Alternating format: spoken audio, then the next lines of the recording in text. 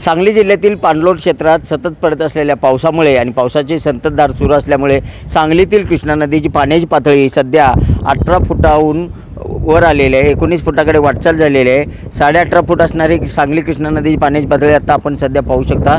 आपण सध्या सांगली कृष्णा नदीतील पुलाखाली आहोत। या आयुर्वेद पुलाच्या ठिकाणी असणारी ही पाण्याची पातळी जी आहे ती 18.5 फुटावर कृष्णा नदीची गेलेली आहे।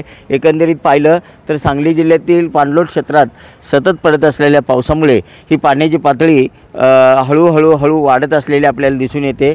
कृष्णेचे विस्तीर्ण असे पात्र आपण पाहू शकता। पुढे वारणा धरणातून 4,500 क्युसेसनं पाण्याचा विसर्ग सुरू असल्यामुळे हरिपूर येथे जो संगम होतो त्या ठिकाणी पाणी अडत असल्यामुळे या ठिकाणी थोडासा फुगवटा निर्माण झाल्याचं सुद्धा दिसून येत आहे।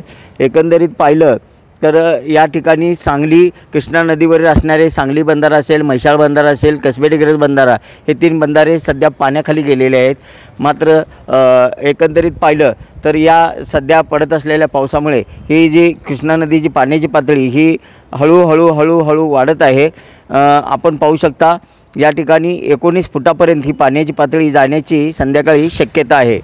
एकंदरीत पाहिलं तर या संदर्भात जिल्हा प्रशासन हे अलर्ट मोडवर आहे। त्याचबरोबर महापालिका प्रशासनसुद्धा या ठिकाणी अलर्ट मोडवर असल्याचं आपण पाहू शकता। कॅमेरामन सुजित सोबत मी शंकर देवकुळे, TV9 मराठी, सांगली।